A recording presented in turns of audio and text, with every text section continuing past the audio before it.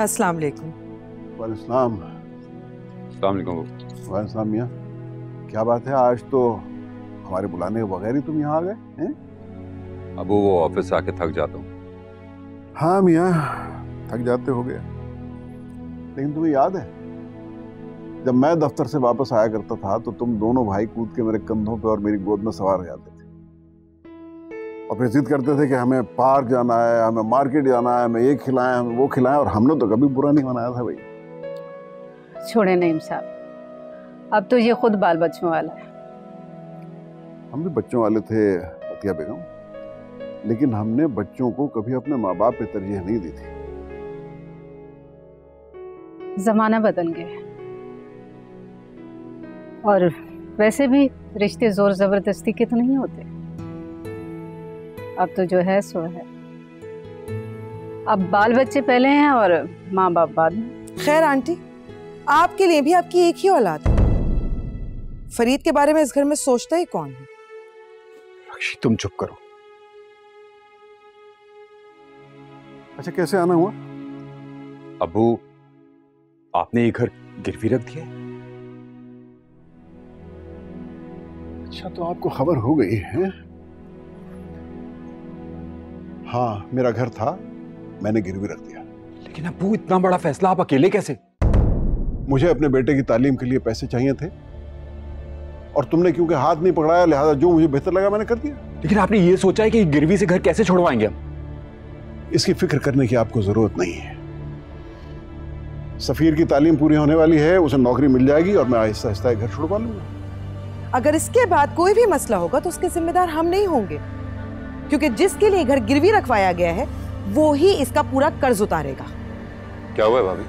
होना क्या है, तुम्हारी फीस के लिए इस घर को गिरवी रख दिया गया है। ये हुआ है, जबकि इस घर में दोनों भाई बराबर के हकदार हैं। दोनों भाइयों का नहीं, मेरे तीनों बच्चों का हक है, मगर मेरे मरने के बाद। और अभी मैं जिंदा हूं इसलिए अपने फैसले खुद करूंगा। रक्षी तुम चुप करो, ऊपर जाओ, ये हमारा आपस का मामला है। क्यों? मैं इस घर की बहू नहीं हूं क्या? ये मेरा भी मामला है। अब्बू आपने ये क्या कर दिया? अब आपने बस मैं अपना फैसला करने का पूरा इख्तियार रखता हूं। और ये तुम लोग इंसाफ की बात कर रहे हो, अपना इंसाफ देखा है कभी? मेरे मरने के बाद के सारे हकूक याद हैं तुम्हें, और मेरी जिंदगी में जो हकूक हैं वो कौन पूरे करेगा? कभी सोचा तुमने? मैं जिंदा हूं और अपने फैसले करने का इख्तियार रखता हूं, और जिसे इस पे इतराज है वो चला जाए यहां से।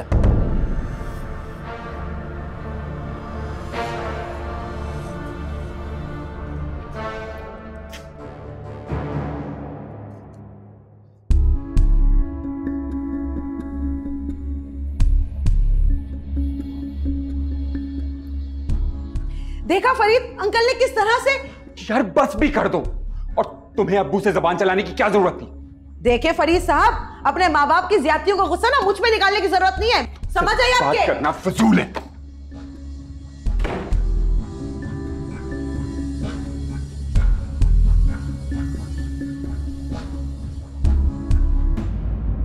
क्या जरूरत थी आपको इतनी सख्ती से बात करने की? अपनी बहू और बेटे का लहजा देखा था आपने? किस लहजे में मुझसे बात कर रहे थे? तुम मशवरा नहीं लिया साहब हमसे?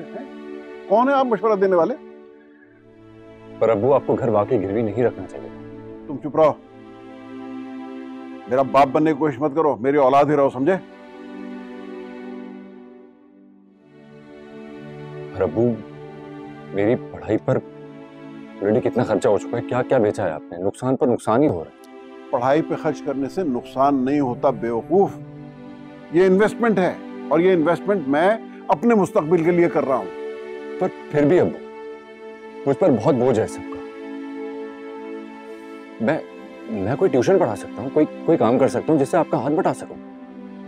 आपको कुछ करने की जरूरत नहीं है, समझे? आप सिर्फ अपनी पढ़ाई पे तवज्जो दीजिए, अभी मैं जिंदा हूं करने के लिए सब कुछ। जाओ जाके चेंज करो, खाना खाएंगे इकट्ठे।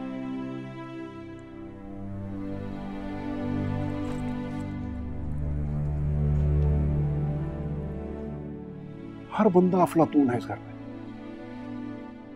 सफीर इतनी हसास तबीयत का है, दिल पे लगा लेगा इस बात को। अरे भाई इसीलिए मैं नहीं चाहता था कि ये गिरवी वाला मामला किसी को पता चले। जानते हो अपने बहू की आदत, सारे शहर में ढंडोरा पीट दिया। ये पता कैसे चला इसको? अरे मुझे क्या मालूम कैसे पता चला, कहीं कान लगा के सुन लिए होंगे ऊपर नीचे आते जाते। खैर जो भी होता है अच्छे के लिए होता है। सफीर को एक ना एक दिन तो पता चलना ही था, सो आज पता चल गया। अब ज्यादा मेहनत से पढ़ाई करेगा अपनी।